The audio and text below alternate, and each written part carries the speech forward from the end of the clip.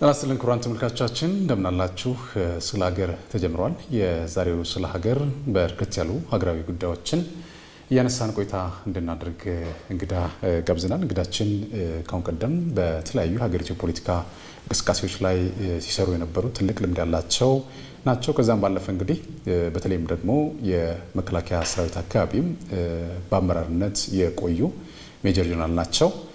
ሌሎችም እንግዲህ የመንግስት ተቋማትንም ሲመሩ ቆይተዋል። ምናልባት ለማስታወስ ያክል የተወካዮች ምክር ቤት የቀድሞ አፈ ጉባኤ ናቸው። የኦሮሚያ ክልል ርዕሰ መስተዳድር እንደነበሩ እንግዲህ ታሪካቸው ያስረዳል። በርከት ያሉ መጽሐፍቶችንም ጽፈዋል። ጸሐፊም ናቸው። የዛሬ እንግዳዬ ክቡር አቶ አባዱላ ገመዳ ናቸው። ከዚህ ሰዓት ጀምሮ ከኔ ጋር ቆይታ ያደርጋሉ። ክቡራን ተመልካቾቻችን በመስተንግዶው እኔ ቴዎድሮስ አለማየሁ ከእናንተ ጋር ቆይታ የማድረግ ይሆናል። አብራችሁን እንድትሆኑ ከወዲሁ ጋብዛለሁ። ክቡር አቶ አባዱላ ገመዳ የስለ ሀገር ዝግጅት እንግዳ ስለሆኑ እጅግ በጣም ደስ ይለኛል። አመሰግናለሁ። እናንተም እንኳን ጋበዛችሁ። እንግዲህ ክቡር አቶ አባዱላ ገመዳ እንደሚታወቀው ባለፉት ጊዜያት በሀገሪቱ ፖለቲካ ላይ ሰፋ ያለ ተሳትፎ እንደነበረው ይታወቃል። የተለያዩ ተቋማትም እንደዚሁ መርተዋል። በእርግጥ ወቅታዊ ሀገራዊ ጉዳዮችን እናነሳለን። ወደዛም ሰፋ ያሉ ትንታኔዎችን ወይ ሀሳቦች እንደሚያካፍሉኝ ተስፋ አድርጋለሁ። ግን ደግሞ እንደ መነሻ እንዲሆነን አሁን ያሉበት ስራ የዲቦራ ፋውንዴሽን መስራችም አመራር ሆነው እየሰሩ ያሉበት ሂደት አለና እንደ ወደ ሌላ ከመግባታችን በፊት ስለ ዲቦራ ፋውንዴሽን የተወሰነ ነገር ቢሉኝ ደስ ይለኛል። በመጀመሪያ ደረጃ ዲቦራ ፋውንዴሽን የተመሰረተው በዲቦራ ምክንያት ነው። ዲቦራ አራተኛ ልጅ ነች። ከዳውን ሲንድሮም ጋር ነው የተወለደችው። የምናውቀው ነገር አልነበረም። ብዙ ችግርም ገጥሟታል። ብዙ እክሎችም ነበሩ። የተለያዩ ድጋፎችን በማግኘትና በመታከም ነው የደረሰችው። ከዛ በመነሳት በሀገራችን ድጋፍ እንደሌለ በመረዳት ወደ ጡረታ ከመሄዴ በፊት ስዘጋጅበት የነበረ ነው። ከቤተሰብም ከጓደኞችም ስመካከርበት የነበረ ነው። ዲቦራ የሚለው መጽሐፍም ያኔ ነው የተጻፈው። የተመረቀው በጡረታ ከወጣ በኋላ ነው። በዚህ ምክንያት ነው የዲቦራ ፋውንዴሽን የተመሰረተውና አሁን ብዙ ህጻናትን ከቤት እያወጣ ነው። ትምህርት ቤት አለ። ከሙያ ለህጻናት እስከ የህይወት ክህሎት ስልጠና የሚሰጥ ሙያ፣ ሌሎችንም የሚያሰለጥን እንደዚሁም የሕክምና ማዕከል ገንብተናል። ስራ ለመጀመር የተለያዩ ዝግጅቶችን እያደረግን ያለ ነው። ልጆቹን ለማንቀሳቀስ የሚያስችሉ የእንቅስቃሴ እና የተለያየ የቴራፒ ስራዎችን የሚሰራ ማዕከል አለን። አቅማቸው እንዲጎለብት እያሰለጠን ቤት ተደብቆ የነበሩትን ወደ ስራ እንዲገቡ እየሞከርን ነው። እኛ ራሳችንም ቀጥረናል። የኢትዮጵያ አየር መንገድና የኢትዮጵያ ቴሌኮሙኒኬሽን እነዚህኑ ልጆች ከ18 ዓመት በላይ ሆኑትን ቀጥሮ እያሰራ ነው። ወደ ህንድ የላክን ኦፕራሲዮን ሲደረግላቸው ቆይተዋል። አሁን ደግሞ ኢትዮ ኢስታንቡል ሆስፒታል በሰፊው እየሰራልን ያለው። እንግዲህ የብዙ ሆስፒታሎችና ዩኒቨርሲቲዎችም ከኛ ጋር እየተባበሩ ነው። የመንግስት መስሪያ ቤቶችም ከኛ ጋር እየተባበሩ ነው። ይሄን አድርገን ውጤታማ ወደ ውጤት እናመራለን። ጅምራችን ጥሩ ነው። ወደ ውጤት እናመራለን ብዬ አምናለሁ። ኦቤንን የከፈቱት እርስዎ ነዎት። ይሄ ሲባል ደግሞ ቀላል ነገር አይደለም። በተለይ ደግሞ በሰዓቱ የነበረው የሀሳብን በነጻነት የመግለጽ መረጃዎች እንደዚሁ ከአንዱ ወደ አንዱ ለማሰራጨት በጣም ፈታኝ የሆነ ጊዜ ነበረ። እርስዎ ደግሞ ያን ተሻግረው ሚዲያ እስከ ማቋቋምና እስከ መመስረት የሄዱበት ርቀት እንደነበረ አውቃለሁ። እና እንደው ይሄን ለማድረግ ያስቻሉት ሁናቴ ምንድን ነው? የገጠመውስ ፈተና የለም ወይ የሚለው ነገር እስኪ ነኝ። ጥሩ ነገር ሁሌ ተቃውሞ አለው። ተቃውሞ የሌለው ነገር አሉ። እንደዚህ ሁኔታን የሚለውጥ ነገር መስራት ሳይሆን ተራ ነገር ላይ ስታሳልፍ በየቀኑ ስጋ ቤት ብትገኝ፣ በየቀኑ መጠጥ ቤት ብትገኝ ሁሉ ሰው ያከብርሃል፣ ያሞግሳል። እንደነዚህ አይነት ስራዎች ሲሰሩ ደግሞ ሁሉ ሰው ያወግዛል። በተለይ ደግሞ ይሄ ጥፋት ነው ብለው የሚያምኑት ይሄን በስጋት የሚያዩት በከፍተኛ ደረጃ ይቃወማል። አሁን ነፍሱን ይማርና ስም እንኳን ማሳት በጣም ይከብደኛል እና አቶ ዘርአይ ያን የኢትዮጵያ ቴሌቪዥን ይመራ ነበር። ከፍተኛ ደረጃ የተቃወሙበት ሁኔታ ነበር። አቦይ ስብሃት ሌሎችም ሌላ ቀርቶ ጠቅላይ ሚኒስትር መለስ ጋር በዚህ ጉዳይ ተገናኝተን ተነጋግረናል። ለምንድን ነው ሁሉም አቆም ሲያቅት ለምንድን ነው ለዚህ የምታወጡትን ገንዘብ ለምንድን ነው ሌላ ልማት የማሰሩበት ብሎ ነው የጠየቁኝ። እኔ አላማዬ ቴሌቪዥን የሚከፍተው በዜና ለማስተላለፍ ሳይሆን የኦሮሞ ሕዝብ በዚህ ሀገር ውስጥ እምነትና ምንም ነገር መስራት የሚችል የራሱ ሀገር ገንብቶት እንደመጣ ሁሉ ሀገራዊ ማንነቱን አምኖ እንዲሰራ መስራት ነው። ስለዚህ ገና የቀሩኝ ስራዎች አሉ ምሰራቸው። ይህን አላቆምም፣ ይሄ ይቀጥላል። ልማትን ያፋጥናል እንጂ ልማትን የሚያቆም አይደለም ነበር ያልኳቸው። እርግጥ ቅድም እንዳልኩት አሁን ዛሬ በህይወት ያሌሉትን በኃላፊነት ላይ ያሌሉትን ስም ማንሳት ሁልጊዜ ብዬ ነበር አላልኩም ብሎ የሚከራከር ሰው ባሌለበት ቦታ ላይ ስማቸውን ማንሳት ብዙ ውስጥ ደስ አይለውም። ግን በአጠቃላይ በዛ ደረጃ የሚያከራክር ነገር ነበር ማለት ነው። ኦሮሞ ኢትዮጵያዊ ነው ነበር ያሉት በ1996 ዓመተ ምህረት ካሳተሙት የኦሮሞ ህዝብ ትግል ከየት ወዴት በሚል መጽሐፎት ማለት ነው። እና እንደው ምን ለማለት ፈልገው ነው? ኦሮሞ ኢትዮጵያዊ አልነበረም ከዛ ፊት? እንግዲህ ምንድነው በኦሮሞ የፖለቲካ ኃይሎች መካከል ልዩነቶች ነበሩ። ልዩነቶቹ ምንድናቸው? ለምሳሌ ኦነግ ነባር ድርጅት ነው። መጀመሪያ የተመሰረተ የፖለቲካ ድርጅት ነው። ከዛ በኋላ አይፌሎ አለ፣ ተኩቹማ፣ ሌሎች አሉ። ኦህዴድ መጨረሻ የመጣ ነው። ስለዚህ ኦሮሚያ ተገንጥላ የራሷ ነፃ ኦሮሚያ መገንባት አለባት የሚል ሀሳብ የነበራቸው በዚህ ነው ሲንቀሳቀሱ የነበሩት። ነፃ ኦሮሚያ መገንባት አለበት፣ ነፃ ኦሮሚያ መምጣት አለበት የሚል ሀሳብ ነበራቸው። ይሄ በእኛ ማለም አጨቃጫቂ ነበር። በኦህዴድ በኩል ደግሞ ያን ነበረ። ያን ያን የድሮቹ በልጅነታችን የነበረው ሁኔታ ብዙ እንትን አይደለም። ግን ከ83 በኋላ ብዙ ነገር ለማየት ብዙ ነገር ለመረዳት እኔም አብረን ስንመራ የነበርነው ሰዎችም ለመረዳት ሞክረናል። ምንድነው እሱ ኦሮሞና ኦሮሚያ ምንድነው የሚል ለምሳሌ ኦሮሚያን በደንብ ለማወቅ ሞክሬያለሁ። እነዚህ የቀድሞዎቹ ፖለቲከኞች የሚያነሱት ነገር ትክክል ነው ወይስ አይደለም የሚለውን ነገር ለማወቅ ኦሮሚያ ከ32 የኢትዮጵያ ብሔር ብሔረሰቦች ጋር ይዋሰናል። ኦሮሞ በተዋሰነባቸው አካባቢዎች ሁሉ የጋራ ቋንቋ ይናገራል። የተጋባ ነው፣ የተዛመደ ነው። ከዛ በላይ ኢትዮጵያን ለማወቅ ኦሮሚያን ማወቅ ያስፈልጋል። ምክንያቱም ኦሮሚያ ውስጥ ያሌለ ኢትዮጵያዊ የለም።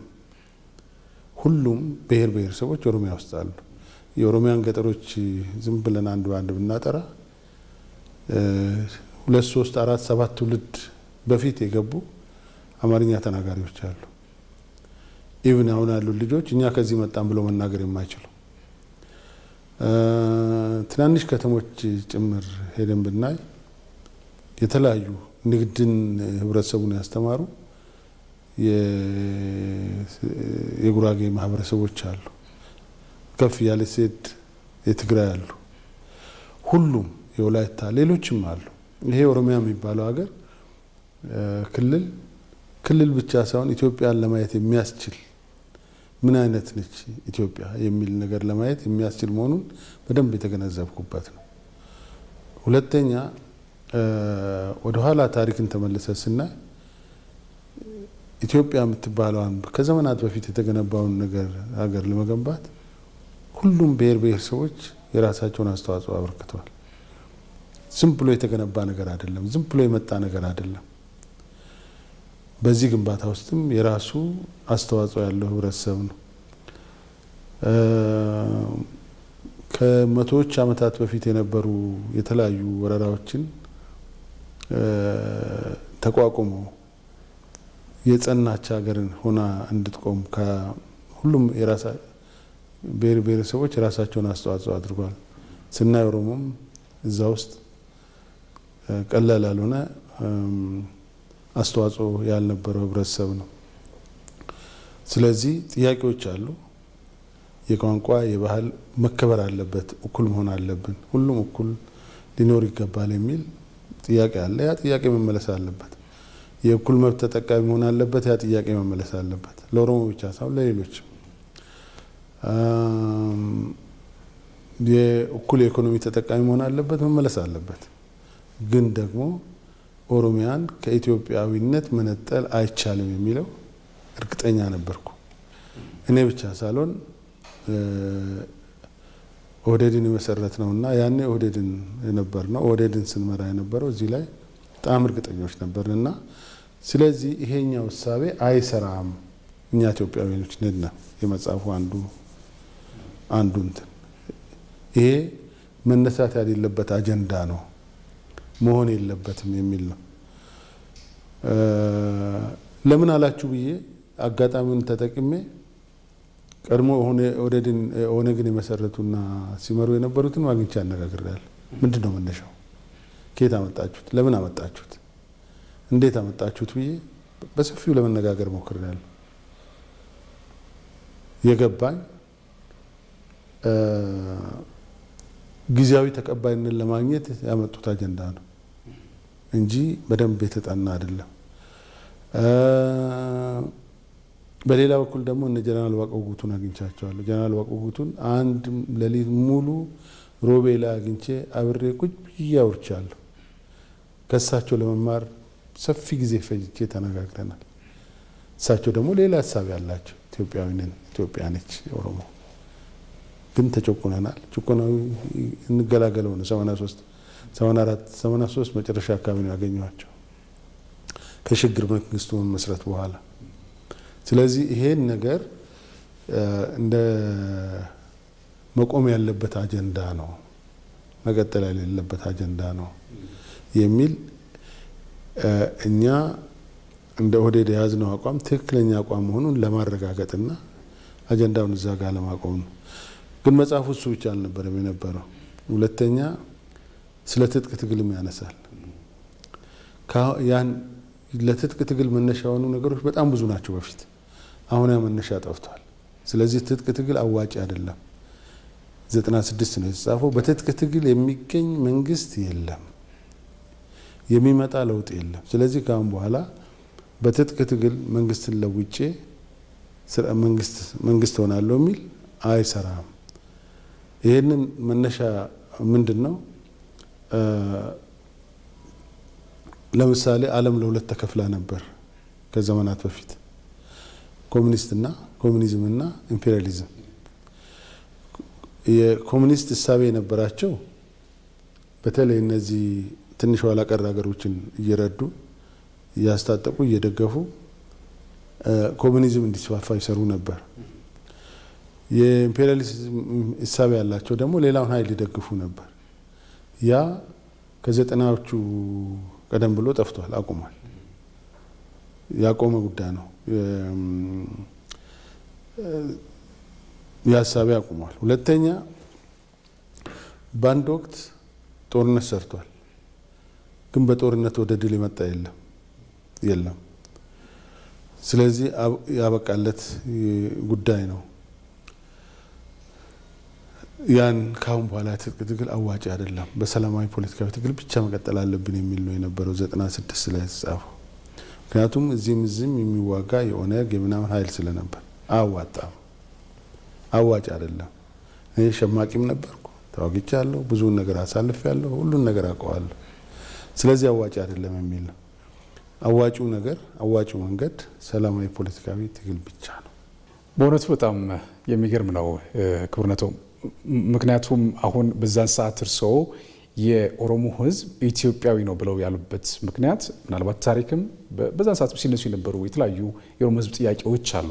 እነዛን ጥያቄ መነሻ አድርገው አንዳንድ አካላት ሃይጃክ ለማድረግ ጉዳዩን የሞከሩበት ሂደት እንዳለ ተረድቻለሁ። ያ መነሻ አድርገው ኦሮሞ የምርም ኢትዮጵያዊ መሆኑን አስረግጠው ለመናገር የሞከሩበት ሂደት እንደሆነ ነው የወሰድኩትና ግን ደግሞ ምናልባት በአንድም በሌላ መንገድ ከእርሶ ጋርም በስራ አጋጣሚ የሚተዋወቁ ሰዎች በተለይ መከላከያ አካባቢ በነበሩበት ሰዓትም እርሶ ጋር ሲሰሩ የነበሩ ሰዎች አንዱ ኢትዮጵያን ወደ አንድ ለማምጣት ጥረት በሚያደርግበት ሰዓት አንዱ ደግሞ ለመከፋፈል ጥረት ሲያደርግ እያየን እያስተዋል የመጣንበት ሂደት አለ። ምናልባት ያቋቸው ይሆናል በቅርቡ አንዳንዶቹ ቃላቶችን ለማንሳት በጣም አስቸጋሪ ነው እውነት ለመናገር ግን ደግሞ ያው መነሳትም ስላለበት ነው እያነሳን ያለ ነውና ጀነራል ክንፈ እንደዛ በዚህ ጉዳይ ላይ ካልገነጠልና አካባቢ የሚል ሀሳብ ያነሱበት ሂደት አለ። ታዲያ ከየት የመጣ ነው? ምክንያቱም እኚህ ሰው በእርሶም ስራ በነበሩበት ጊዜ አብረው ሲሰሩ የነበሩ ሰው ናቸውና እንደዚህ አይነት ሀሳቦች ከየት መጡ ታዲያ? ሁለት ነገሮች አሉ። አንዱ ተልእኮ አለ፣ የሚሰጥ ተልእኮ አለ። እቺ ኢትዮጵያ የምትባለዋን ሀገር እየተተራመሰች እንድትኖር አጋጣሚ በ1876 አካባቢ በፈረንጆች ኢጂፕሽያኖች በምጽዋ ወደብ አድርገው ኢትዮጵያ ላይ ወረራ የፈጸሙበት ነበር። የዶጋሌ የምናምን ጦርነት ትንሽ ነገር አግኝቼ አንብቤ ነበር። ያኔ አንዱ ነገራቸው ኢትዮጵያ በብዙ ብሔር ብሔረሰቦች ያላትና እንትን የተካፈለች በተራሮች የተሞላች ስለሆነች ውጊያ ከጀመርን ይበጣጠሳሉ የሚል እሳቤ ነበራቸው። ስለዚህም በተቻለ መጠን የኢትዮጵያን ብሔር ብሔረሰብ እያጋጩና እያዋጉ እያፋለሙ ሰላም እንዳይኖር በማድረግ የማኖር እሳቤ ፍላጎት አላቸው። ይህ ፍላጎታቸውን ለማሳካት የራሳችንን የውስጥ ባንዳ ይጠቀማሉ። ስለዚህ አንዱ ተልእኮ የመቀበልና ያን ተልእኮ የመተግበር ጉዳይ ነው። ሰዎች ሊሆኑ ይችላሉ፣ ሌሎች የጸረ ኢትዮጵያ ኃይሎች ሊሆኑ ይችላሉ። እኔም ገምቶ እሱ ነው አንዱ እሱ ነው እንጂ አንተ ቤትህን አታቃጥልም። ቤት ውስጥ ካሉ ወንድሞች ጋር ብትጣላ ከእናት አባት ጋር ብትጋጭ ያቺ ቤትህ ነች። ስለዚህ ጥልህም በሽምግልና በሌላ መንገድም በሃይማኖትም ትፈታታለህ እንጂ ያቺን ቤት አቃጥለህ መሄጃ ዝናብና ፀሐይ እንዲደበድብህ አታደርግም። አእምሮ ያለው ሰው ይሄን አያደርግም፣ ይሄን አይመርጥም። ያቺን ቤት ተጠብቅና ችግሩን በድሮ ባህላችን በሽምግልና በሃይማኖትም በምንም ፈቶ አብሮ ለመኖር ይሞክራል። ይሄ ስላለ ግን የራስህን ሳይሆን የምታየው የሌላውን ስለምትመለከት ነው። ሁለተኛው የፖለቲከኞቻችን ችግር ህዝቡን ያለማወቃችን ነው። ለምሳሌ የትግራይ ህዝብ እኔ ውስጡ ኖሬያለሁ። በወጣትነት እድሜ ትግራይ ውስጥ ነበርኩ። የትግራይን እናቶችና አባቶች አውቃቸዋለሁ። የትግራይን እናቶችና አባቶች ብቻ ሳይሆን አጋጣሚ ሆኖ እድሉን አግኝቼ ኢትዮጵያን አንድ ባንድ አውቃታለሁ። የትግራይ ህዝብ ፖለቲከኛው እንደሚያስበው ሳይሆን ጠንካራ ኢትዮጵያዊ መሰረት ላይ የቆመ ማህበረሰብ ነው። ጠንካራ ሁል ጊዜ ፖለቲከኛው የራሱን እሳቤ እንጂ ህዝቡ የት ነው ያለው ብሎ አያስብም። ህዝቡ በምን ሁኔታ ላይ አለ ብሎ አያስብም። መሰረቱ ሌላ ነው። አስቸጋሪ ሁኔታዎች አልበተኑትም። ወረራ አልበተነውም። ችግር አልበተነውም። ሌሎች ነገሮች አልበተኑትም። እነዚህ ማህበረሰቦች ልማት ስለተሟላላቸው አይደለም፣ እድገት ስለመጣላቸው አይደለም፣ መንገድ ስለተሰራላቸው አይደለም፣ ውሃ ስለገባላቸው አይደለም። አሁን የምናያቸው እዚህም የሚሰሩ የልማት ስራዎች ያኔ ስለተሰሩ አይደለም። ከዛ በላይ ህብረተሰቡን አቅፎ የያዘ ኢትዮጵያዊ ማንነት አለ። ይህን ኢትዮጵያዊ ማንነት ክንፈዳኘው ሌላ የሚፈጠርም ሌላ ሽፍታ ሊንደው ይችላል ብዬ አላምነው።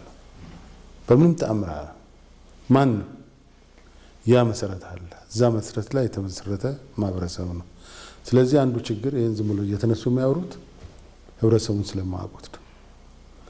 ያ የማያውቁት ህብረተሰብ ደግሞ እንትን አለ። ይሄ ተናጋሪውና ሳይለንት ማጆሪቲው አለ። ሳይለንት ማጆሪቲውን አያውቁት። ይሄ ሳይለንት ማጆሪቲው ነው መጨረሻ ላይ የሚወስነው። እሱ ነው ባለቤቱ የሀገር የአርሶ አደር የአርብቶ አደር ያቺ እናት ያ አባት ያዛ የተወለደ ወጣት መጨረሻውን የሚወስነው እሱ ነው። ሌላው ወርቶ ይቀራል። ለዚህ ነው እንበትናለን ያለው ብዙ ነው። ለመበተን የሞከረ ብዙ ነው።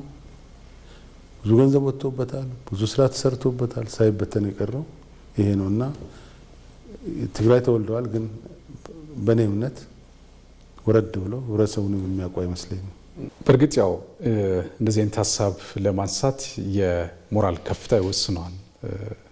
የሞራል ልዕልና ይጠይቃል እና አንድ ላይ ሰርታችኋል። ያው እናንተም ቅድም ሲሉኝ የነበረ ነገር ስላለ ነው። አብራችሁ የሰራችሁ ናችሁ። አንድ ተቋሙ ላይም እንደዚሁ በትብብር ስትንቀሳቀሱ የነበራችሁ ሰዎች ናችሁ እና ከየት አመጡት ታዲያ እንደዚህ አይነት ሀሳቢ? የተበላሸው ነገር ምንድነው መሰለ? ከሁሉ በላይ የሀገር ምሰሶ ወታደር ነው። ውትድርና ከውስጥ የማይጠፋ ትልቅ ሀብት ነው። እኔ ለምሳሌ ካሳለፍኳቸው ስራዎች የኦሮሚያ ፕሬዝዳንት ነበርኩ፣ የአፈ ጉባኤ ነበርኩ። ሁሉ ጊዜ ግን ማስታውሳትና ከውስጥ የማጠፋው ወታደር ሆኜ የሰለጠንኩባትና የተዋጋሁባት ነች። በውትድርና የሰራሁባት ነች። ከውስጥ የማጠፋ እንትን ነች።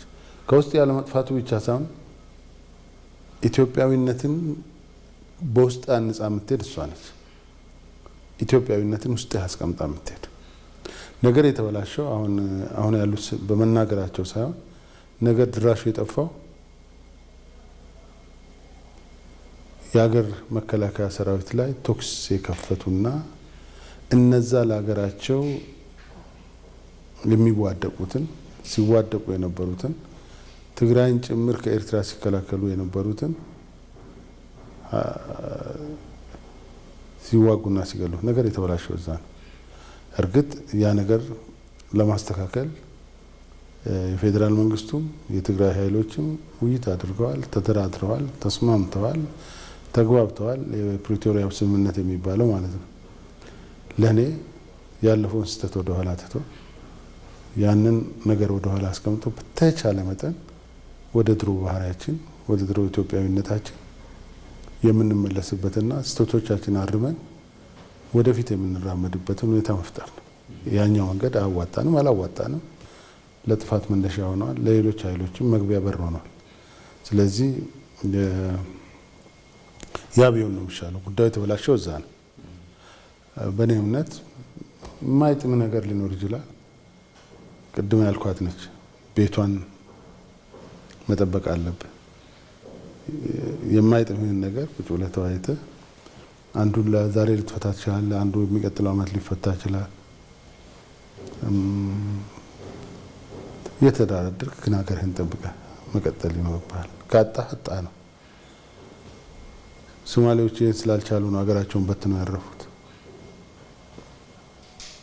የመኖች ይህን ስላልቻሉ ነው የተበተኑት። ሊቢያ ይህን ስላልቻለ ነው የተበተነው። እርግጥ ኢትዮጵያ እንደዛ ይበተናል ብዬ ትላንት ማምኜ አላቅም፣ ዛሬም አላምንም፣ ወደፊትም አይኖርም። ግን እኛ ደግሞ የራሳችን አስተዋጽኦ መጫወት ይኖርብናል። የመናገር እድል ያገኘን የፖለቲካ እድል ያገኘን ሰዎች በተቻለ መጠን የህብረተሰቡን የቆየ እሴት የሚያጠናክር ነገር ላይ አስተዋጽኦ ማድረግ ይኖርብናል ብዬ አምናለሁ። እንደሚታወቀው ለአንዲት ሀገር እድገት ትልቁ ነገር የሀሳብ ልዕልና ማመን እንደ መሰረታዊነት ይነሳል። ምክንያቱም ደግሞ የሀሳብ ልዕልና ሲኖር ሀሳብን በሀሳብ በማሸነፍ የሚፈለገውን ነገር ለማስመዝገብም ለማድረግም በህዝብ ዘንድም ተቀባይነት ለማግኘትም ትልቅ እድል ይፈጥራል ተብሎ ይታሰባል። እንደሚታወቀው ኢትዮጵያ በተለያየ አጋጣሚ የሰራቻቸው ስራዎች አሁን ላይ የዓለም አቀፍ ማህበረሰቡ እውቅና እየሰጠ ያለበት ሂደት አለ። እውቅና ብቻ አይደለም፣ የተለያዩ ዓለም አቀፍ ሀገራት ስትራቴጂክ ብለን የምንላቸው ሀገራት መሪዎች ኢትዮጵያ ውስጥ እየመጡ ኢትዮጵያ ላይ እየተሰሩ ያሉ ስራዎችን እውቅና እየሰጡ የመጡበት ሂደት እንዳለ የቅርብ ጊዜ ትዝታችን ነው። በአንጻሩ ደግሞ የሀሳብ ልዕልናን መሰረት አድርጎ ችግሮች እንኳን ቢኖሩ ችግሮችን ለማሸነፍ ወይ ለማሳመን የምንሄድበት ርቀት ግን ከዚህ በተቃራኒ የሆነ ደግሞ የተቸገርንበት ሂደት አለ። እንደው ከዚህ ጋር ተያይዘው ኢትዮጵያውያን ሀሳብን በሀሳብ እንዲያሸንፉ በማድረግ ረገድ ምንድን ነው የተፈጠረባቸው ክፍተት፣ የተለያዩ ነው የተላለፉት የሚለው ነገር እስኪ እናንሳ። እንግዲህ በለውጡ ሰላማዊ ሽግግር ዶክተር አብይ ወደ ኃላፊነት ሲመጣ እና አንድ በጣም የሚገርመኝና በዛን ወቅት ከፍተኛ ደስታ የፈጠረብኝ ቃል ነበር።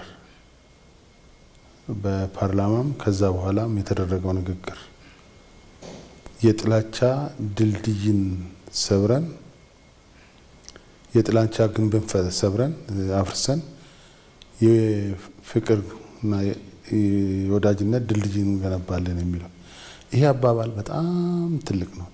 ትልቅ ንግግር ነው።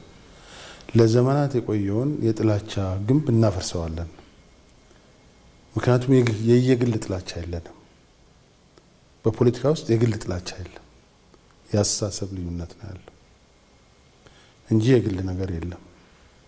አስተሳሰብ ነው። የሆኑ ግላዊ ነገሮች የሉም። አስተሳሰቡንም ጥላቻን አስወግደ ብቻ ነው ወደ ድልድዩ የምትመጣው የሚል ነውና በዛ ጊዜ በጣም ትልቅ ተስፋ አሳድሬ ነበር። ያለፈው ነገር በሙሉ ያበቃልን ይሆናል ብዬ። በነገራችን ላይ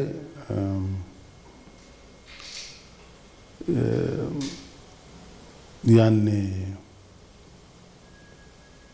እየተንቀሳቀሱ በስደት በፖለቲካ ስደት ምክንያት ውጭ ሀገር የነበሩትን ወደ ሀገር ውስጥ ማስመጣት፣ ታስሮ የነበሩትን ማስፈታት ምናምን ማድረግ፣ የፖለቲካ ኃይሎችን በሰፊው ወደ ሀገራቸው እንዲመለሱ ማድረግ በጣም መጠነ ሰፊ ስራ ነው የተሰራው። ኤርትራ የነበሩ፣ ሌላ ሀገር የነበሩ፣ ግብጽ የነበሩ የተለያዩ የታጠቁ ያልታጠቁ በሰፊው እንዲገቡ የተደረገበት ፖለቲከኛው ማክበር ነበረበት። ይሄን አክብሮ መሄድ ነበረበት ብዬ አምናለሁ። ይሄ ትልቅ እድል ነው ለሀገራችን። ጥላቻን አስወግዶ የፍቅር ግንብን ገንብቶ ይሄ ማለት የፖለቲካ አስተሳሰብ ልዩነት አይኖርም ማለት አይደለም። የፖለቲካ አስተሳሰብ ልዩነት ዛሬም የዛሬ 100 ዓመትም ይኖራል። ግን የአስተሳሰቡ ልዩነት አገር በመገንባት ጉዳይ ውስጥ መሆን ይኖርበታል። የኔ ሀሳብ ይሄ ቢሆን አገራችንን በዚህ መንገድ አፋጥነን እንገነባታለን።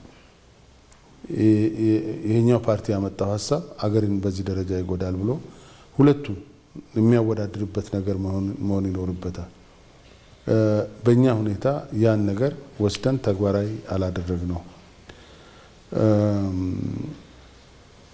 ያቺ አጭር ጊዜ ካለፈች በኋላ ወዲያውኑ ወደ እንትን መቀየር ጀመረ። ወደ እርስ በርስ፣ ወደ ግጭት፣ ወደ ምናምን መቀየር ጀመረ። እርግጥ እኛ ሰላማዊ ሽግግርን አልለመድንም። የድሮውን ባላቅም ለምሳሌ ንጉሱን ስርዓት አስወግዶ የደርግ ወታደራዊ መንግስት ሲመሰረት ግርማዊ ቀዳማዊ ኃይለ ሥላሴን እስር ቤት ነው ያስቀመጣቸው። ሬሳቸውም የታየው በኋላ ነው። እንደዚሁም ከ60 በላይ የዚችን ሀገር ምርጥ መሪዎች ተገለዋል፣ እንቅፋት እንዳይፈጥሩ ብሎ። ኢህአዴግም ወደ ስልጣን ሲመጣ ጦርነት ነው፣ ግጭት ነው። ብዙዎቹ መሪዎች ከሀገር ወጥተዋል ወይም ደግሞ እስር ቤት ገብተዋል። ይሄ አሁኑ ሁሉም በክርክርና በምርጫ ነው የሆነው።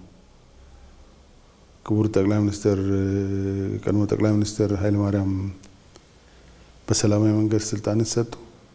ፓርላማ ውድድር ጠቅላይ ሚኒስትር አብይ በምርጫ ወደ ጠቅላይ ሚኒስትርን መጣ። ይሄ የመጀመሪያው ታሪካችን ነው። በሀገራችን ታሪክ ይሄ የመጀመሪያው በሽግግር በሰላማዊ ሽግግር መንገድ የሆነ ማለት ነው። ይህን ሰላማዊ ሽግግር ይዘን የቀጠልንበት የለም። ምክንያቱም ያ የቆየው ባህሪ አልጠፋም። በሀሳብ ልዩነት የመተጋገል በሀሳብ ልዩነት መተጋገል ማለት በፖለቲካ ውስጥ በስሜት መሄድ ማለት አይደለም።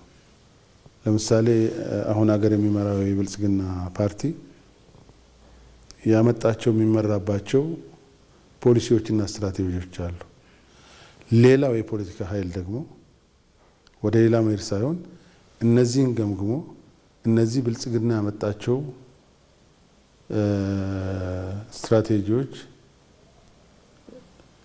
አይሰሩም፣ ለዚህ ሀገር መምጣት ያለባቸው እነዚህ ናቸው ብሎ ማምጣት አለበት። እነዚህ ሁለቱ መከራከር አለባቸው። ይሄ ሁለቱ ክርክር ወደ ህዝብ መሄድ አለበት። ወደ ህዝብ ከሄደ በኋላ ህዝቡ ማየት አለበት። ህዝቡ አይ የብልጽግና ነው የሚያዋጣኝ፣ አይ የዚህኛው ፓርቲ ወይም የዛኛው ፓርቲ ነው የሚያዋጣኝ ብሎ መጨረሻ ምርጫ አለ፣ በምርጫ ማሳካት አለበት። ልክ አሜሪካኖች እንደሚያደርጉት በምርጫ የተሸነፈ ፊት ለፊት ቀርቦ ለመመረጥ ሞክሬ ነበር፣ ተሸንፌያለሁ፣ የተመረጠውን ፕሬዝዳንት ከዛሬ ጀምሮ ደግፋለሁ ብሎ አብሮ መቀጠል አለበት።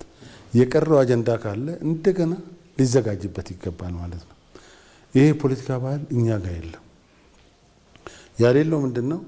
የፖለቲካ ባህሉ ብቻ አይደለም፣ ዝግጅቱም የለም፣ ሁኔታዎችን በሚገባ ማጥናቱም የለም፣ አማራጭ ማቅረቡም የለም፣ ሀሳቡም የለም። እኔ በአመራር ላይ በነበርኩበት ጊዜ ብዙዎቹ ፈልጌ ያጣሁባቸው መንገዶች አሉ። ፈልጌ ምንድን ናቸው? ምክንያቱም ተፎካካሪ ሲኖር ጠቃሚ ነው። ተፎካካሪ ሲኖር ከዛ የምትማራቸው ነገሮች አሉ። ያ ተፎካካሪ ፓርቲ ምንድን ነው ያነሳው ሀሳብ? ምንድን ነው ያለው? በእኛ ላይ ያቀረበው ሂስ ምንድን ነው? እኛን ጉድለት ነው ያለው ምንድን ነው?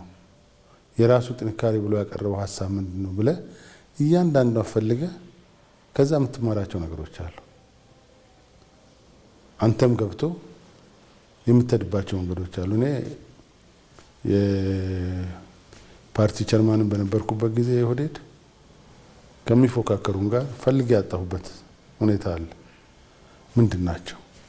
አሁንም ከወጣ በኋላ ምራቅ ብዬ ሳይ እነገሌ ምንድን ነው ያዙት የሚለውን ፈልጌ የማላገኝበት ሁኔታ አለ። ግራና ቀኝ ጠመንጃ ይዘው በረሃ ለበረሃ የሚሄዱትም ምን ለማምጣት ነው ብዬ ብዙ ጊዜ አስባለሁ። ብዙ ጊዜ እፈልጋለሁ። ምን ሊመጣ ይሆን? በእኔ እምነት ህይወት ከማጣት ልማት ከማስተጓጎል የህብረተሰቡን እንቅስቃሴ ችግር ላይ ከመክተት ውጪ በዛ መንገድ የሚመጣ አንድም ለውጥ የለም። ምክንያቱም የለውጥ ምንጭ ጠመንጃ ሳይሆን ሀሳብ ነው። ጠመንጃ አይደለም የለውጥ ምንጭ። የለውጥ ምንጭ ጠመንጃ አይሆንም። የለውጥ ምንጭ ሀሳብ ነው። የሀሳብ ልዕልና ካለ እሱን ትተገብረዋለህ። የሀሳብ ልዕልና ካሌለ ጠመንጃ ኖረህ አይኖረህ ትርፉ ጥፋት ነው እንጂ የምታመጣቸው ምንም ነገሮች አይኖሩ እና ያ ነው እኛ ጋር ያልተፈጠረው እንጂ ያገኘነውን እድል በሙሉ እየተጠቀምን አዲስ የመጣው የለውጥ መንግስት የተሳሳታቸውን ይሄን ተሳስተሃል እያልን እያረምን እየተናገር እያስተካከል ጥሩ የሰራቸውን ደግሞ እየደገፍን ብንቀጥል ኖሮ የተሻለ የፖለቲካ ምህዳር ከዚህ በላይ ሊፈጠር አይችልም ብዬ አምናለሁ። የተሻለ የሚፈጠር ነበር ብዬ ገምታለሁ። ዲሞክራሲ መልሶ ይበላሃል የሚል ሀሳብ በተደጋጋሚ ይነሳል። በተለይ የፖለቲካል ሳይንስ ስኮላሮች፣ ምሁራኖች እንደዚሁ በዛው ረገድ ላይ ጥናት ያደረጉ አካላት ሲናገሩ ማለት ነው። እና ምናልባት ከዚህ ጋር ተያይዞ የኢትዮጵያ መንግስትም በተለይ የለውጥ አመራር ወደ ስልጣን ከመጣ በኋላ በርከት ያሉ የፖለቲካ ፓርቲዎች አንዳንዶቹም ብረት አንግበው ሲንቀሳቀሱ የነበሩ አካላት ወደ ሀገራቸው ገብተው በእስክርቢቶ ብቻ እንዲነጋገሩ መፍቀዱ በራሱ ዲሞክራሲ መልሶ ሊበላው እንደቻለ ወይ ደግሞ እንደዛ እየተጣጣረ እንደሆነ የሚያነሱ አካላት አሉ። የእርስዎ ሀሳብ ምንድን ነው? እዚህ ላይ ሁለት ነገሮች ያሉት ይመስለኛል። አንደኛው እኔ በጣም የማደንቃቸው የተቃዋሚ ፓርቲ መሪዎች አሉ። የፖለቲካ ልዩነት እያላቸው ይህንን አገራችን ብለው በዚህ ውስጥ ገብተው የአመራር ሚናቸውን እየተጫወቱ ያሉ አሉ። ሰዎች አንዳንዴ ዝም ብሎ ከተቾች ስሰማ ስልጣን ገንዘብ ፈልገው ምናምን ብሎ የሚተቿቸው አሉ። እኔ ሚኒስትር ሆኖ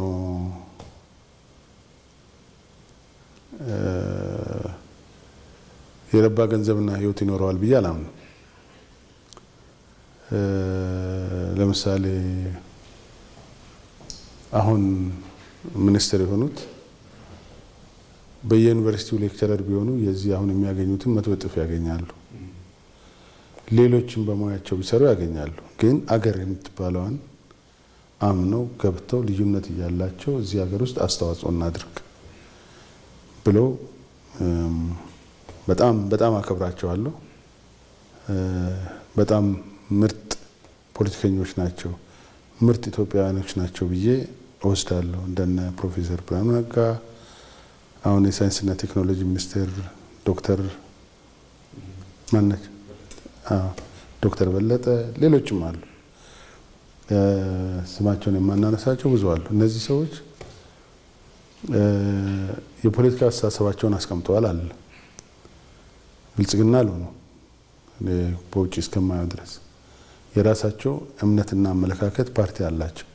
ግን ደግሞ ያንን እምነትና አመለካከት በውጊያና በሌላ በጥላቻና በስድብ ሳይሆን በሰላማዊ ፖለቲካዊ መንገድ እናራምዳለን ብለው ይሄዱ አሉ።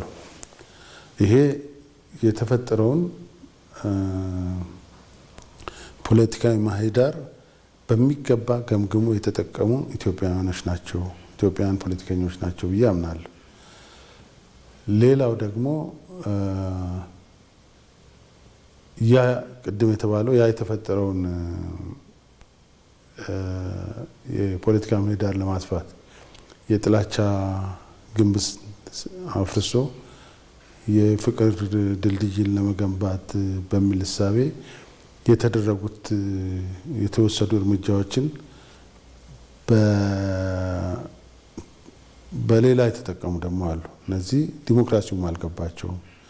ለምሳሌ ያኔ ከገቡ በኋላ በቀጥታ ጠመንጃ ወደ ማንሳት ይሄዳሉ። እነዛ ሰዎች ያኔ ግቡ ተብሎ በክብር ባይገቡ ኖሮ እንደ ወታደር እንደነበረ ሰው ሳስብ ተመልሰው አዲስ አበባ ይገቡ ይሆን ነበር? ይችሉ ነበር ወይ? ተመልሰው ኢትዮጵያ ውስጥ መንቀሳቀስ ይችሉ ነበር ወይ ብዬ አስባለሁ። ስለዚህ ያቺን ምህዳሯን ስላልገባቸው ነው ያልተጠቀሙበት። በደንብ ተደርተው ኖሮ እዚህ ውስጥ ሆነው ጎደል የሚሉትን የተለየውን እሳቤ አምጥተው ተከራክረው ተጠቅመው ሁኔታዎችን አገራቸውን ለመገንባት የሚያስችል ሁኔታ ይፈጥራሉ። ራሳቸውም አይጎዱም፣ ሌላ ህብረተሰብም አይጎዳም። በዛ መንገድ ይሄዳሉ ብዬ አምናለሁና ዲሞክራሲ ራሷን ትበላለች በሚለው መንገድ ብዙ እንትን አላደርግም። ሁኔታዎችን በሚገባ ያለመገንዘብ እና ከግንዛቤ በስተጀርባ ደግሞ ግልጽ የሆነ የራስ ዓላማ ያለመያዝ በተልእኮ መሄድ ነው ይህን ጉዳይ የሚያመጣው። ለምሳሌ እኔ እንደ ታጋይ ስታገል ማንንም ሞቼ ቢሆንም ማንንም አላማርረው። እነገሌ እኮ ናቸው ያደረጉኝ የሚለው አንድ ነገር የለኝም። ባሳለፍኳቸው እነገሌ ናቸው እዚህ ያደረሱኝ የሚለውም ነገር የለኝም። የራሴ እምነት ነው እዚህ ያደረሰኝ። የማምንበት ነገር አለ። ለማምንበት እምነት ህይወት መስጠት ካስፈልገም ህይወት መስጠት አለብኝ ብዬ ገብቻለሁ። በአጋጣሚ ኖሬ እዚህ ለመድረስ ችያለሁ። ስለዚህ በእምነት አላማ የሚባል ነገር ተቀምጦ እምነት ኖሮ ያ በደንብ ይሄን ሰርተን እዚህ እንደርሳለን በሚል ቢሰራ ጊዜውን በሜዳ ላይ የሚያጠፋ ሰው አይኖርም። እንደው በዚህ ረገድ ክቡር ጠቅላይ ሚኒስትሩ እድለኛ ናቸው ብለን ማለት እንችላለን። ምክንያቱም ያው ሀሳብን በነጻነት ለመግለጽ ሲባል ወይ ደግሞ በሀሳብ መነጋገር እንመካከር ሲሉ የተለያዩ ፖለቲካ ፓርቲዎች ወደ ሀገር ውስጥ እንዲገቡ አድርገዋል። እሱ ብቻ አይደለም፣ የተለያዩ የልማት ስራዎችን በአንድ በኩል ይሰራሉ። በአንጻሩ ደግሞ በተቃራኒው ደግሞ ሌሎች እንቅፋቶችም ደግሞ በየአካባቢው የምናየው የምንሰማበት ሁናቴም አለና እንደው ክቡር ጠቅላይ ሚኒስትሩ እድለኛ ናቸው በዚህ ረገድ? በእኔ በኩል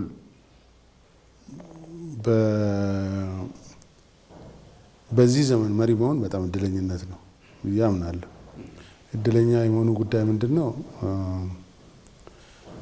መሪነቱ በአጋጣሚ የወደቀ ሳይሆን በደንብ ዝግጅት የተደረገበት ስለሆነ፣ ሁለተኛ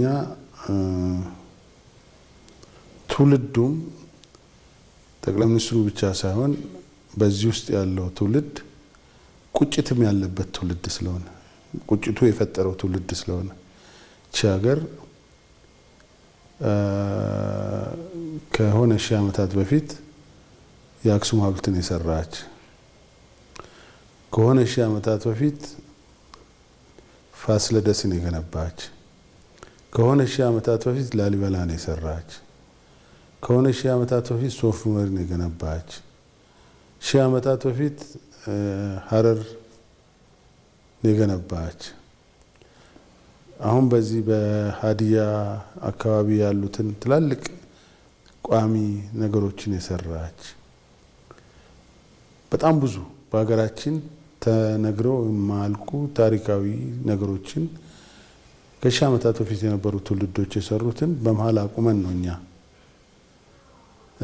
ቻይና መጥቶ ለምን አይገነባልንም፣ እገሌ መጥቶ ለምን አይሰራልንም ወደሚል የገባ ነው። ስለዚህ ይሄ ትውልድ ያ ቁጭት ይዞ ስለተነሳ ነገሮች አያቆሙት። የሆነ ከግራና ከቀኝ የሚመጡ ነገሮች አያቆሙት። ከአሁን በኋላ ይበቃናል፣ ወደፊት መቀጠል አለብን ብሎ ስለሚካሄድ ማለት ነው። በሌላ በኩል ይህን የሚያሰናክል አንድ ነገር አለ። ተባብረን ቢሆን የት መድረስ እንችላለን? ተጋግዘን ቢሆን የት መድረስ እንችላለን? ለነገሩ እምነት ያለው ሰው፣ አላማ ያለው ሰው ማጥላላትም መጣ ምናምንም መጣ መቀጠሉ አይቀርም፣ ይቀጥላል። ልክ አሁን እየተፈጠረ እንዳለው ቀስ ብሎ ዋናው ማህበረሰብ ጉዳዩን እየተረዳ ባለቤቱ እየሆነ ነው ያለው፣ ባለቤቱ እየሆነ ይሄዳልና በዚህ ጊዜ መሪ መሆን ትልቅ እድልም ነው። አሁን ያለው አስቸጋሪ ሁኔታ ሌላ ውጥረት ነው። ይሄን አልፎ ትልቋን ሀገር መገንባት ግን የሚቆም አይመስለኝም። ስለዚህ ሁለቱም ነው ማለት ነው። እድለኛ ናቸው፣ እድለኛም አይደሉም ነው። እድለኛ አይደሉም አይደለም። ባህላችን በ10 ዓመት የሚቀየር አይደለም። ጊዜ ይፈልጋል። ይሄን የመቀየር ኃላፊነትም አድሮባቸዋል ብዬ አምናለሁ። ባህሉን የመቀየር ያቺ የጥላቻውን ግንብ አፍርሰን የፍቅር ድልድይን ገነባልን የምትለው የመጀመሪያው ቃል ሁል ጊዜ መቀጠል አለባት። አሁንም በየመድረኩ እንደሚነገረው ኑ ተወያዩ፣ ኑ እንግባ፣ ተውት ውጊያውን፣ በሰላም መንገድ እንወያይ የምትለው መቀጠል አለባት። ስለዚህ ይህን የመፍጠር አቅም እድል ያገኘ ጠቅላይ ሚኒስትር ነው። ከዚህ በላይ ምን እድል አለ? ከዚህ በላይ እኮ እድል የለም። ይህን እድል አግኝቷል። እቺ ሀገር ተመልሳ ወደዛ እንዳትገባ አዲስ ሀገር ለመፍጠር አዲስ ፖለቲካዊ ባህል፣ አዲስ ፖለቲካዊ ምህዳር ለመፍጠር ትልቅ እድል አግኝቷል። ስለዚህ የልማት እድል ብቻ ሳይሆን የፖለቲካ ባህሉንም የመቀየር እድል አግኝቷል። ፈተናውን በራሱ መልካም እድል ነው። መልካም እድል ነው። የእናት ሆድ ዥንጉርጉር ነው እንዲሉ በታሪክ አጋጣሚ የራሳችን የነበረ ግን ደግሞ በታሪክ አጋጣሚ ያጣነው በጣም ትልቅ አጀንዳ ሀገር እንደ ሀገር እያራመደች ያለችበት ሂደት አለ። የባህር በር ጥያቄ ማለት ነው። በእርግጥ የባህር በር ጥያቄ ሲጠየቅ አንዲት ሀገር የራሷ የሆነውን ኢኮኖሚያዊ ተጠቃሚነት ካረጋገጠች በኋላ በተለይ የኢምፖርት ኤክስፖርት ስራውንም ለማጠናከር ከዛም ባለፈ ደግሞ ዘላቂ የሆነ እድገት ለማስመዝገብ በጣም መሰረታዊ ነገር እንደሆነ ይገለጻል። እሱ ብቻ አይደለም። የሴኩሪቲ ኢሹንም ካነሳን ትልቅ ትርጉም አለው። ኢትዮጵያ የራሷን የደህንነት እቃዎች መሳሪያዎችን ስታስገባም ስታስወጣም በሌሎች አካላት ሞኒተር ሲደረግና ያን አስጠብቀ የራስን ሚስጥራዊ ጉዳዮች በደንብ ጠብቆ መያዝ ያለው ልዩነት ግልጽና ግልጽ ነው። ከዚህ አንጻር ኢትዮጵያ እነዚህ ነገሮች ሁሉ አድርጋ በአንጻሩ ግን የባህር በር ጥያቄ ከቅርብ ጊዜ ወዲህ በአጀንዳነት የተስፋፋ ያመጣበት ሂደት አለና በመጀመሪያ ደረጃ የባህር በር ጥያቄ መነሳቱ በራሱ እንዴት አዩት የሚለው ነገር እስኪ። የባህር በር ጥያቄ አሁን የተነሳው አጀንዳ ትክክለኛ ነው ብዬ ነው የማምነው።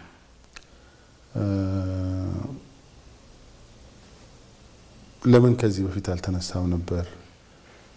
ለምን ረጅም ጊዜ አልተሰራበትም ነበር የሚለው ሌላ ጥያቄ ነው። ዞሮ ዞሮ ግን የግድ መኖር ያለበት ጉዳይ ነው። በአፍሪካ ሁለተኛ የህዝብ ቁጥር ያላት በአፍሪካ ቀንድ ላይ በሁለንተናዊ መልኩ በኢኮኖሚም በፖለቲካም በጂኦፖለቲክስም ትልቅ ቦታ ያላት ሀገር ከባህር በር ውጭ ሆና ልትቀጥል አትችልም። በእኔ እምነት ኢትዮጵያ የመግቢያና የመውጫ በር እንዲኖራት ብቻ ሳይሆን ለአፍሪካ ቀንድ ሰላምም ለቀይ ባህር ሰላም ኢትዮጵያ ታስፈልጋለች። ኢትዮጵያ ያላት ተጽዕኖ ቀላል አይደለም። በራሷ ችግር ውስጥ ሆና ኢትዮጵያ በአፍሪካ ቀንድ ሰላም ለማስፈን የሰራችው ስራ በምስራቅ አፍሪካ ሰላም ለማስፈን ያደረገችው አስተዋጽኦ የከፈለችው መስዋዕትነት ቀላል አይደለም። ይሄ ለኢትዮጵያኖች ብቻ ሳይሆን ችግሩ ለነበረባቸው የአፍሪካ ቀንድና የምስራቅ አፍሪካ ሀገሮች ብቻ ሳይሆን ለዓለምም ትልቅ አስተዋጽኦ አለው። ምክንያቱም ያለንበት የቀይ ባህር የብዙ ሀገሮች መተላለፊያ ነው። የብዙ ሀገሮች እንትን አይደለም፣ ዝም ብሎ የሆነች ሸለቆ ማለት አይደለችም። በዚህ ረገድ ኢትዮጵያ እውነታዎች እንዳሏት ነው የሚገለጸው። ክቡራቶ አባዱላ፣ እውነታዎቿ ደግሞ ምናልባት በታሪክ አጋጣሚ እየተገለጹ አሁኑ ያለው ትውልድ በደንብ እንዲገባውና እንዲረዳው እየተደረገ ያለበት ሂደት አለ። በእውነት የኢትዮጵያ እውነታዎች በባህር በር ጥያቄ ላይ ምንድን ናቸው በእርስዎ እምነትና ምናልባት እርስዎ እዚሁ ጉዳይ ላይ ስለነበሩ ላለፉት ዓመታትን በርከት ያሉ ስራዎችም ሲሰሩ ስለነበሩ የእርስዎ ሀሳብ እስኪ ልስማ። ለኤርትራ ነጻነት ከፍተኛ ድጋፍና ትግል ይደረግ ነበር። አሁን ቆይቼ የተለያዩ ነገሮችን ሳይ ለኤርትራ ነጻነት ትልቅ ድጋፍ ሲደረግ የነበረው ኤርትራ ነጻ ሆና በኢኮኖሚም በሌላም እንድትጠቀም ሳይሆን ከሞላ ጎደል ኢትዮጵያን ከቀይ ባህር ለመነጠል የሚደረጉ ጥረቶች እንደሆኑ ነው የገባኝ። ይሄ ይህን የሚያረጋግጡ ጉዳዮች ምንድን ናቸው? ኤርትራ የአፍሪካ ህብረት አባል ነች። ኤርትራ የአረብ ሊግ አባልም ነች። ግብጽ ደግሞ በአረብ ሊግ ላይ ትልቅ ተጽዕኖ ያላት ሀገር ነች። ለምንድን ነው ኤርትራ የአረብ ሊግ አባል የሆነችው? ግብጽ እርግጥ አረብኛ ተናጋሪ ማህበረሰብ አላት ወደ ሰሜን ምዕራብ ኤርትራ። ግን ለምንድን ነው እስከዛ ድረስ የሄዱት የሚል ጥያቄ ሲያስነሳ ማለት ነው። በተለያየ ጊዜም የሚከሰቱ የነበሩና ሲሰሩ የነበሩ ነገሮች ናቸው። እንግዲህ ይሄ የኢትዮጵያን ቀይ ባህር የማሳጣት ጉዳይ ለረጅም ጊዜ እየተንከባለለ የመጣ ጉዳይ እንደሆነ ነው እየገባኝ የመጣው። ኤርትራ ነጻነቷን በሪፈረንደም ስታውጅ ለምንድን ነው ድርድር ያልተደረገው? ለምንድን ነው አሰብ የሄደው የሚለው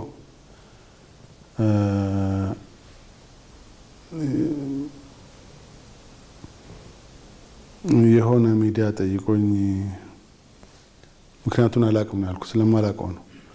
ምክንያቱም እኔ ተደራዳሪም ስላልነበርኩ። አንዱ ደግሞ ሲተቸኝ ነበር፣ ባለስልጣን ሆኖ እንዴት ሳያቀርብ ብሎ። የስልጣን ገደባችን አለ። መከላከያ ስለነበርክ ድርድሩን ታውቃለህ ማለት አላቅም። ድርድሩን ብቻ ሳይሆን ኢትዮ ኤርትራ ጦርነትም ለምን እንደተጀመረ ብዙ አላቅም። እንደ ወታደር መመሪያ ተቀብዬ ወደ ጦርነት ገባሁ እንጂ። ስለዚህ ምክንያቶች አሉ። ለምንድን ነው ያኔ ያለው ነው የሚለው ጥያቄ አለ። ኤርትራኖች ያን የሚያገኙ ከሆነ ለምንድን ነው ኢትዮጵያ አሰብን ያጣችው የሚል ጥያቄ ማለት ነው። ስለዚህ የብዙ የዚህ የአፍሪካ ቀንድ ጂኦፖለቲክስ ውጤት ነው ብዬ ነው የማምነው እንጂ ኢትዮጵያ ለዘመናት ከእሷ ጋር የነበረውን ቀይ ባህር ማጣት ነበረባት ብዬ አላምንም። አንዳንድ ታሪኮች እንደሚያስረዱት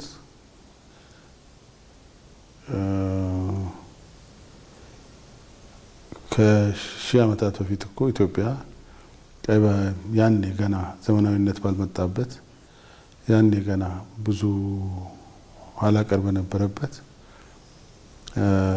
ኢትዮጵያ እኮ በቀይ ባህርን ተጠቅማ የንግድ ልውውጥ ታደርግ ነበር። ስለዚህ ያልነበረ ምንም ነገር ያልነበረ አዲስ የመጣ ጥያቄ ነው ብዬ አላምንም። ግን በየዘመናቱ ሽግግር ብዙ ነገር እያጣን የመጣንበት ስለሆነ ያ ያጣንበት ምክንያት ደግሞ የብዙ ነገሮች ርብርብ ጉዳይ ስለሆነ ነው ያጣ ነው። አንድ በጣም ማስታውሰው አሁንም ይሄ ጥያቄ የሚሆንብኝ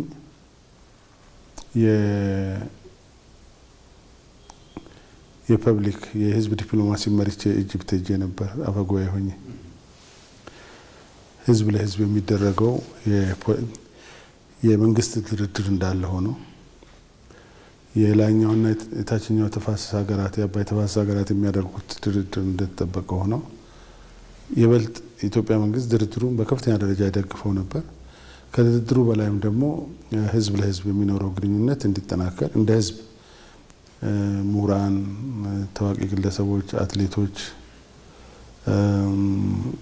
የተለያየ ተጽዕኖ ፈጣሪዎች በአባይ ጉዳይ ላይ የሰሩ እና እየሰሩ የነበሩ ትላልቅ ምሁራኖች ያሉበት ነበር ይሄድ ነውና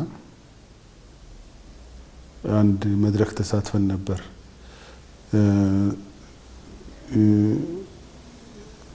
ምንድነው ኢጂፕሽያን ካውንስል ፎር ፎሬን አፌርስ የሚል የኢጅፕት የቀድሞ የውጭ ጉዳይ ሚኒስትሮች፣ አምባሳደሮች፣ የኢንቴሊጀንስ ሰዎች፣ የተለያዩ አካላት አንድ የቲንክ ታንክ ቡድን አላቸው መንግስትን የሚያማክሩ በውጭ ጉዳይ ፖሊሲ ላይ። አጋጣሚ መድረካቸው ላይ ገብተን ነበርና የመድረኩ አጀንዳ የኛ ከአሁን በኋላ የኛ ሱፐር ፓወር ሀገር እኛን በከፍተኛ ችግር ውስጥ የምትከተን ሀገር ኢትዮጵያ ነች የሚል ነበር። ህዳሴውን ከጨረሰች እኛን በችግር ውስጥ ማንም ሱፐር ፓወር ሀገር ሳይሆን የኛ ሱፐር ፓወር ኢትዮጵያ ነች የሚል አጀንዳ ነበራቸው። እኛ ግድ የላቸውም፣ የጋራ ተጠቃሚነት ነው። ኢትዮጵያ መንግስትም ሆነ ህዝቧ ሌላውን ጎረቤት ሀገር ጎርታ ለራሴ ልጠቀም የሚል እምነትም ፖሊሲም የላትም። በጋራ እንድንጠቀም ነው። የተፈጥሮ ሀብታችንን ተጠቅመን እኛም እንድንለማና እንድንጠናከር ማድረግ ነው የሚል ሀሳብ ስናነሳ ነበር። በኋላ ቼክ ስናደርግ ይሄ ሀሳብ የቆየ ሀሳብ ነው። ስለዚህ ባህርም አሳጥተውናል፣ አባይን እንዳንጠቀምም ያደርጉናል። ትደህይና እነሱን ትለምናል እና ለዚህ ነው በብዙ ርብርብ ለምንሰራቸው ስራዎች ሁሉም ዓለም አቀፍ የፋይናንስ ተቋማት እንኳን ብድር እንዳይሰጡን የተከለከለው ማለት ነው እና የረጅም ጊዜ ስራ ውጤት ነው ለማለት ፈልጌ ነው። ይሄን ደግሞ ከውስጣችንም ደጋፊዎች ነበሯቸው።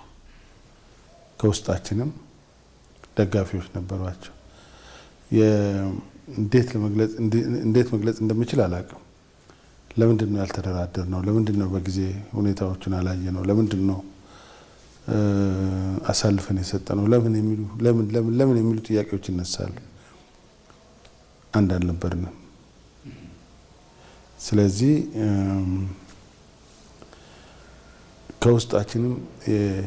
ከውስጣችን ስል ከኢትዮጵያ በተለያየ መንገድ እነሱን የሚያገለግል ባንዳነትም ነበር። ይሄ ነው ይሄን ያመጣው ብዬ ነው የማምነው። የግብጽ ታሪካዊ ጠላትነት ከጊዜ ወደ ጊዜ በጣም እየበረታ ይህንንም ደግሞ በተግባር እያሳየች የመጣችበት ሂደት ማስተዋል እንችላለን። እሱ ብቻ አይደለም። ኢትዮጵያ ውስጥ አንዳንድ የልማት ስራዎች በሚሰሩበት ሰዓት ቶሎ አይናቸው ደም የሚሞላ አካላትም እየተፈጠሩ የመጡበት ሂደት አለ። በተለይ የኤርትራው መንግስት በዚህ ረገድ አይታማም። አንድም ከግብጽ ጋር አንድም ደግሞ በኢትዮጵያ ውስጥ ከፍተኛ እንቅስቃሴ ሲያደርጉ ከነበሩት የፖለቲካ ሰው አካላት አንዱ የቲፒኤልኤፍ እና ከቲፒኤልኤፍ ጋር እንደዚሁ ተባብሮ የመስራት ሁኔታዎችን እያየን የመጣንበት ሂደት አለ። በእውነት የኢትዮጵያ የባህር በር ጥያቄ ሲነሳ እነዚህ አካላት ለምን ወደ እንደዚህ አይነት መሰባሰብ ወደ እንደዚህ አይነት ትብብር መጡ? እንደው የኢትዮጵያ የባህር በር ጥያቄ ችግር ከሌለው ጥያቄው በራሱ ችግር ከሌለው ለምንድን ነው ታዲያ እነዚህ በተለይ ደግሞ በመሪዎች ደረጃ በዚህ ልክ ተጣምሮና ኢትዮጵያ ውስጥ ሌሎች ችግሮች ለመፍጠር እንቅስቃሴ እያደረጉት? ለእነዚህ ምንድን ነው የሚሏቸው እርስዎ ክቡራት ሰው ባድላ? የኢትዮጵያ የባህር በር ጥያቄ በእኔ እምነት ኤርትራኖችንም አይጎዳም። የኤርትራ ህዝቦች ወንድሞቻችን ናቸው። ከኢትዮጵያ እድገት ተጠቃሚ የሚሆኑ ናቸው እንጂ በኢትዮጵያ እድገት የሚጎዱ አይደሉም። ኢትዮጵያ ትልቅ ሀገር፣ ትልቅ ኢኮኖሚ እየገነባች ያለች ሀገር ነች። ከኢትዮጵያ ጋር ጥሩ ዝምድና መፍጠር፣ ጥሩ ግንኙነት መፍጠር ከምንም በላይ የኤርትራን ህዝብ ይጠቅማል። በዘመነ ፈርዖን ጀምሮ ኢትዮጵያን በክፋትና በጥፋት ሲያዩ ከነበሩት ግብፃውያኖች ጋር ነው። እነሱ ደግሞ ቢያንስ 5-6 ኢትዮጵያ ኖረዋል። ለመቆጣጠር ሞክረዋል። የሚቆጣጠሩት መሬት እንዳሌለ አይተዋል። ስለዚህ ውስጣችንና ጎረቤታችን ላይ እንቅፋት መፍጠርና እነዛ ሁል ጊዜ እየረበሹን እንዲኖሩ ማድረግ ነው። በእኔ እምነት አሁን በጣም ያነሳሳቸውና ሁሉም 9 ጊዜ እየተዘዋወሩ እየተወያዩ የሚቀጥሉት ኢትዮጵያ ውስጥ እየተሰራ ያለው ነገር ከህዳሴው በላይ ነው። ኢትዮጵያ ዝም ብላ በሮች ተከፍተውላት እየሄደች ያለች ሀገር ነች። የህዳሴ ግድብ ማለቅ፣ የሌሎቹ ግድቦች መጀመር፣ የኒኩለሩ፣ የማዳበሪያው፣ የኤርፖርቱ፣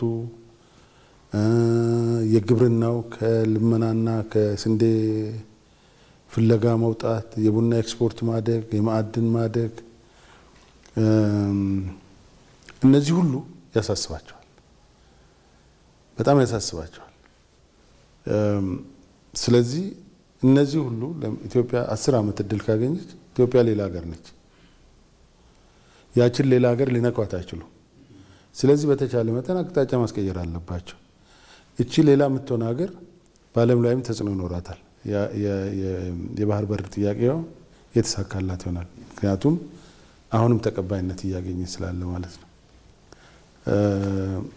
ፕሬዚዳንት ጋዳፊ ከሞታቸው በፊት የተናገሩት በሆነ ነገር ወጥቶ ሰው ልኮልኝ አይቼ ነበር። ጋዳፊ የኢትዮጵያ ምርጥ ወዳጅ አይደሉም፣ ግን ጋዳፊ ስለ ቀይ ባህር እና ስለ ኢትዮጵያ ነው የተናገሩት። ሀቅ ነው ማለት ነው፣ እውነት ነው ማለት ነው። ሰሞኑን ዩጋንዳዎች ጥያቄ ማንሳት ጀምረዋል፣ ሌሎችም ያነሳሉ። ለዩጋንዳዎች ኬንያዎች የጥላቻ መልስ አልመለሱ፣ አብረን እንጠቀማለን ነው ያሉት። ስለዚህ ደጋፊ እየበዛ ስለሚሄድ ይሄን ደጋፊ የበዛበት ሀገር ደጋፊዋን ያገኘች ሀገር ማቆም አንችልምና ቶሎ ብለን ከህወሓት ጀሌዎችም ከፋኖም ከግብፅም ከኤርትራም ጋር ሆነን እናምሳት ነው። ግን ቅድም እንዳልኩት የማይገባው ነገር ይሄ ህዝብ ይሄ ሀገር ይሄ ተቃዋሚ የማይገባው ነገር ኢትዮጵያ የምትባለው ሀገርና ኢትዮጵያ የሚባለው ህዝብ በአለት ላይ የተገነባ ማህበረሰብ ነው። ምክንያቱም ከዚህ የባሱ ትላልቅ ጦርነቶች ገጥመውታል ኢትዮጵያ እኛ ሳንኖር ይሄ ትውልድ ሳይፈጠር ሞቃዲሾ ሰይድ ባሬ እስከ ጅጅጋ መጥቷል። እስከ ጅጅጋ መያዝና ማቆየት ሳይሆን ራሱን ፈርሷል። ራሱም ሀገር አልሆነም። ሌሎች የሞክሯቸውም አሉ፣ ለራሳቸውም አልቀጠሉ። ለምንድን ነው? በአለት ላይ የተገነባች አገር ነች። ህዝቧ እንደሱ ነውና ይሄን አያውቁም፣ ይሄን አይረዱም። እዚህ ህዝብ ላይ ኢኮኖሚው ሲጨመር፣ ይሄ ህዝብ ወደ ልማቱ ሲገባ፣ ይሄ ህዝብ ከድህነቱ ሲላቀቅ አቅሙን የበለጠ እየጎለበተ ይሄዳል። ውስጣዊ ችግሮቹም እየተፈቱ ነው የሚሄዱት። ልክ አሁን የተለያዩ ታጣቂዎች ከመንግስት ጋር ተስማምተው ወደ መንግስት እየገቡ እንዳሉት ሁሉ ምናልባት ከጥቂት ጊዜ በኋላ የምንሄድበት መንገድ የተሳሳተ ነው ብሎ ይመለሳሉ። ቢኮዝ እንትኑ አለ። እየተሰሩ ያሉ ስራዎች አሳማኝ ስራዎች ናቸው፣ ወሬዎች አይደሉም፣ ንግግር አይደለም። ህብረተሰቡን ተጠቃሚ እያደረጉ ያሉ ተጨባጭ ስራዎች ናቸው። እነዚህ ተጨባጭ ስራዎች ያን ያመጣሉ። ለምሳሌ በዚህ ባሳለፍነው ዓመት እኮ ኢትዮጵያ ያስተናገደችው አህጉራዊና ዓለም አቀፋዊ ኮንፈረንስ በኢትዮጵያ ታሪክ አልነበረም። አሁን ደግሞ የሚቀጥለው ኮፕ ኢትዮጵያ እንድታስተናግድ ተመርጣለች። አናቅም፣ ሌሎች ነገሮችም ይመጣሉ። ትላልቅ ሀገር መሪዎች እየመጡ ናቸው፣ እያዩ ነው። መምጣት ብቻ ሳይሆን እያደነቁ ነው። ከማድነቅ በስተጀርባ ደግሞ ድጋፍ አለ። ስለዚህ ይሄ ያስፈራቸዋል። ይችን ለማደናቀፍ የሚችሉትን ያደርጋሉ። ግን ዛሬ ኢትዮጵያ ያለችበት ደረጃ የትላንትናው አይደለችም። ህዝቡ እንዳልኩት ነው። ኢኮኖሚው ያንሰራራ ነው። ጠንካራ የጸጥታ ኃይል ተፈጥሯል። ይሄ ጠንካራ የጸጥታ ኃይል ሁሉ ተደምሮ ይችን ሀገር ከህብረተሰቡ ጥንካሬ ጋር ይዟት ይቀጥላል ብዬ አምናለሁ። ክቡር አቶ አባዱላ ገመዳ ለስለ ሀገር ዝግጅት ለሰጡት ጠለቅ ያለ ማብራሪያ እጅግ አድርጌ አመሰግናለሁ። መልካም ጊዜ። እኔም በጣም አመሰግናለሁ። ክቡራትና ክቡራን ተመልካቾቻችን ለዛሬ ያዝነው የስለ ሀገር ዝግጅት የተመለከታችሁትን ይመስል ነበረ። ለነበራችሁ ቆይታ እጅግ አድርጌ አመሰግናለሁ። በመስተንግዶ አብሬያችሁ ቆይታ ያደረኩት እኔ ቴዎድሮስ አለማየሁ ነበርኩኝ። ለነበራችሁ ቆይታ አመሰግናለሁ።